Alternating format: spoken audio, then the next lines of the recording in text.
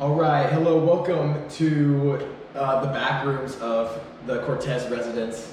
I'm your host Eli, and here is Tyler. How you doing? Yeah, we are currently on the road. Not in my bedroom. No fancy clothing today. We're gonna make do though. Fancy. Yeah, go Raiders! No, we're gonna make do. Thank you so much for all the support we've been getting in the last couple of days. Make sure you hit that subscribe button. And don't forget to ring that bell. Ring that bell so you can know anytime we post a video. Yeah, but anyway, we'll just get straight into it. I just want to apologize right now for the audio. We hope it works out okay. We're using a new camera for the first time. Thank you for the input, Jeff.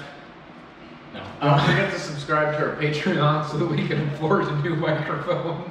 Once we get a Patreon, we'll set that up. What's I'm sure. Yeah, I know. I think it's a donate.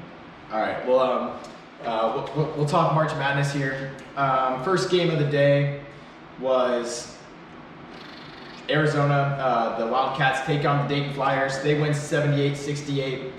Following that was the Gonzaga Bulldogs. Tied at halftime with Kansas, ends up pulling off the upset. They win 89-68. Other games today, Iowa State and the Cyclones beat the Washington State Cougars 67-56. They complete their comeback there. And the number 3 seed Illinois knocks off R11 Duquesne. They win 89-63. Other 11 seed news, the NC State Wolfpack beat our Cinderella Oakland Golden Grizzlies from Michigan. I think that's what Golke meant when he said we are not a Cinderella, as in we are not going to win this. Yeah. They shit the bed. He did well. He had 6 threes. Another dude, Townsend from Oakland, played super well.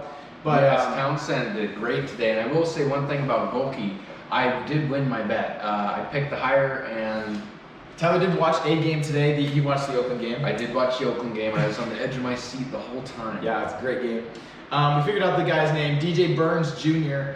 of NC State, as well as DJ Metcalf. No, there was another dude by the name of DJ on NC State. They pull off the win. Somewhat normal names. Let's see what else happened today. Tennessee, the Volunteers beat Texas in a late final finish. They win 62-58. And the North Carolina Tar Heels knock off Tom Izzo and the Michigan State Spartans. They win 85-69. That game right there, Michigan looked so good in the first half. They did. I mean, they were close. They did compete. They were looking great. I thought we were going to see a great upset today. And then towards the end, North Carolina had a 22-2 run. Yeah. They scored 22 points. RJ Davis came through at the end there. Armando Bacot.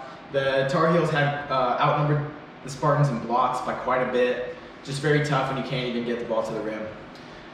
And the final game of the day, I'm sure you all saw it. Our beloved Oregon Ducks fall to the Creighton Blue Jays in double overtime, 86-73. We'll cover that one. That's a very sad one. Yep. Not much we can say. The Ducks ran with 6 to 7 players all game. We saw our future of Jackson Chelstead get hurt his knee. We don't know. He went to the locker room, came back to support his team.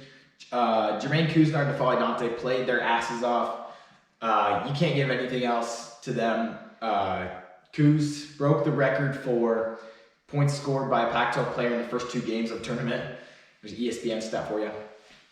CT ESPN. Gotta try and find the silver linings in a situation like this. It's all about free throws, and we have a good free throw segment for you coming up.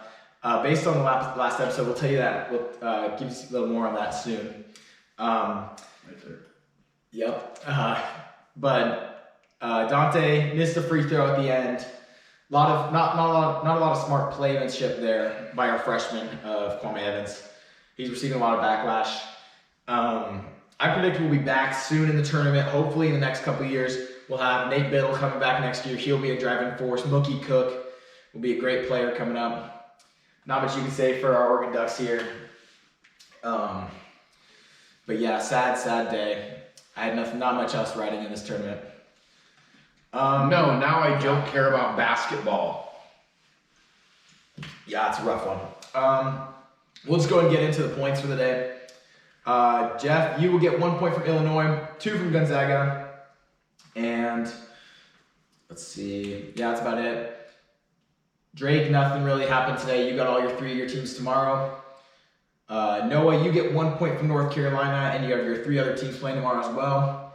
Talon, not much action today again, but you will lose Kansas and Oregon. Jacek, you get 1 point from Iowa State, and you will lose to Kane. Myself, I get 1 point from Tennessee, and I've lost Dayton. Colin, you get 1 point from Creighton and North Carolina State because of the upset rule there. You don't get 2, you get 1. You will also lose Washington State. And Carson, rough day for you, my friend. You get 1 point from Arizona, but you will lose your other 2 teams in Texas and Michigan State. And that'll round out your round 2 score. So you're riding Arizona for the rest of the way. You can officially only win on if Arizona wins the national championship. But yeah, that's all I got for our March picks here. So before we get too far into the video, I just want to announce a little contest we're going to be holding.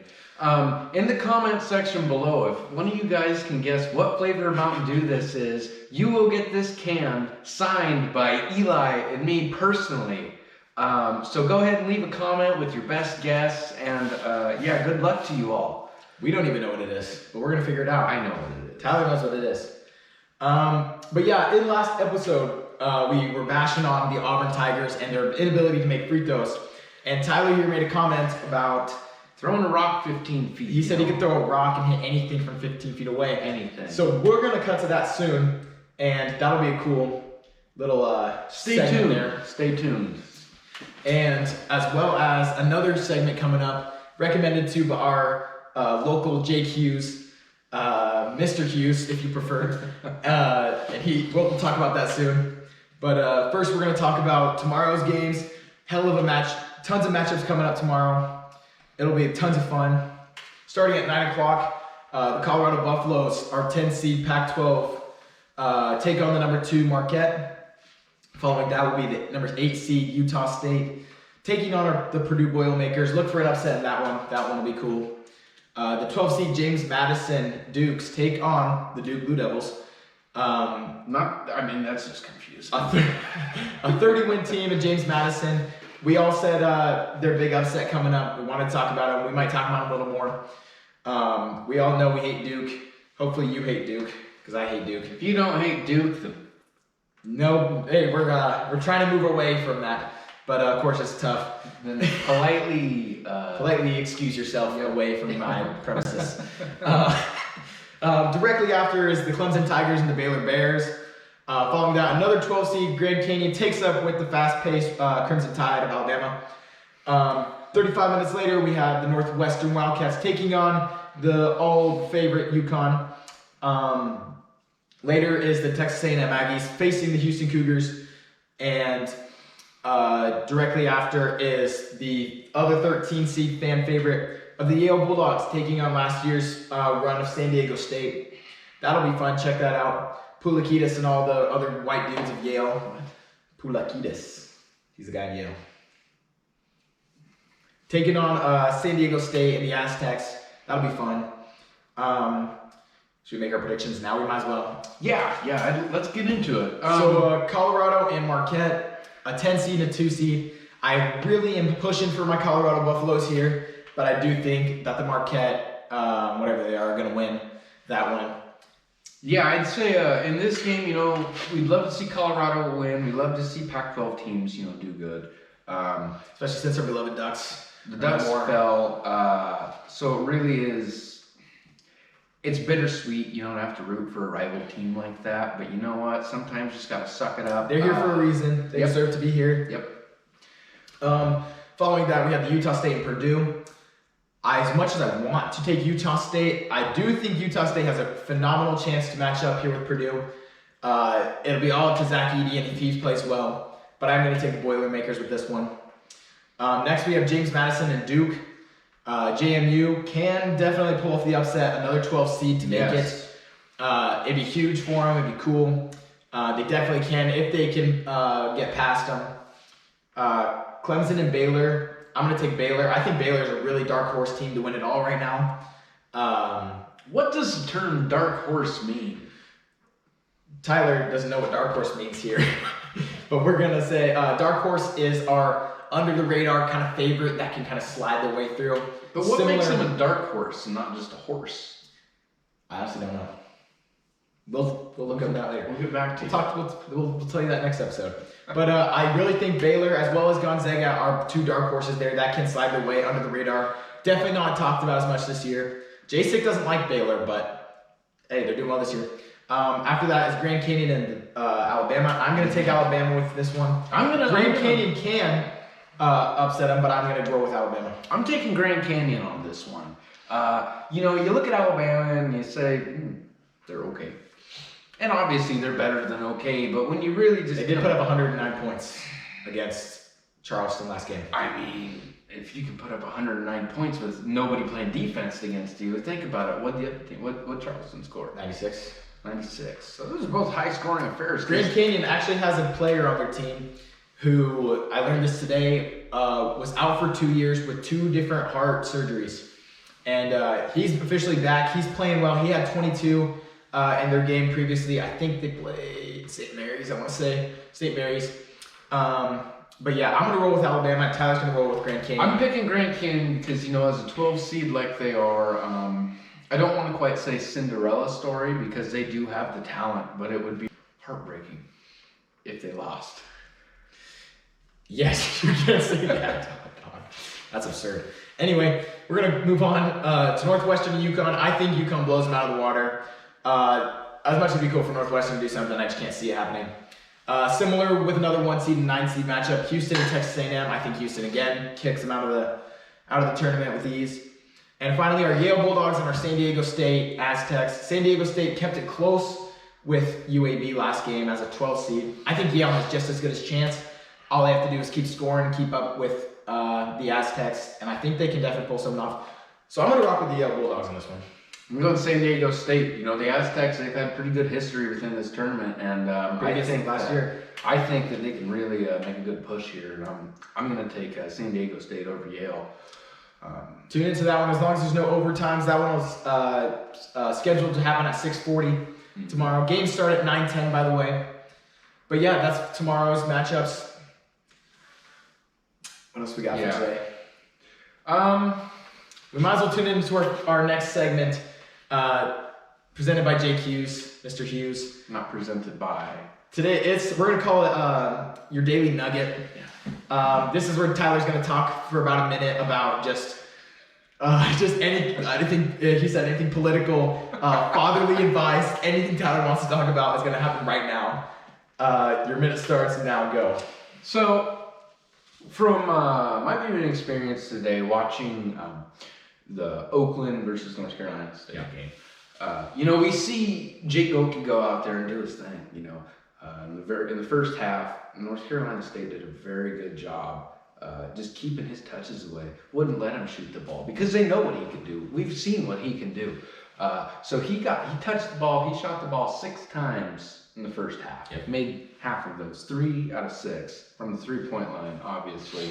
What a great deal there. In the second half, they kind of turned it around. He started getting the ball a little bit more and making more shots. But one thing I wanted to point out was he did great today. Yeah. But not as great. Still made 6 threes. Oh, still made 6 3-pointers, which is great, but he shot the ball quite a few times today, and we're all standing up excited.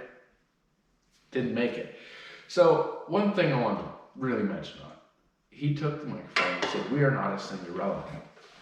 Well, the president of Oakland, the University of Oakland was there. Oakland, Michigan was there. And what did the president have on her little table? A Cinderella shoe and a magic wand. I'm not kidding. If you go back and watch, you'll see that. Now, Jake Goki is going and playing his game. He looked over, he saw that shoe. And he said, "That's not me, fam." He said, "I'm not Cinderella." I think that's when he lost the heart, and I think that's when the team They didn't give in. They struggled. They looked like a mid-major school going up against a solid team. Yeah. And at the end there, they blew their 9 seconds. The score went to overtime and would end up losing. I think this is his last year of eligibility. Yeah, I think he's done. Can you tell his hairline's about done, man? He's gonna have to cut that off. You can find him working. That's a widow's peak. You can find him working for TurboTax in the city of Oakland, Michigan.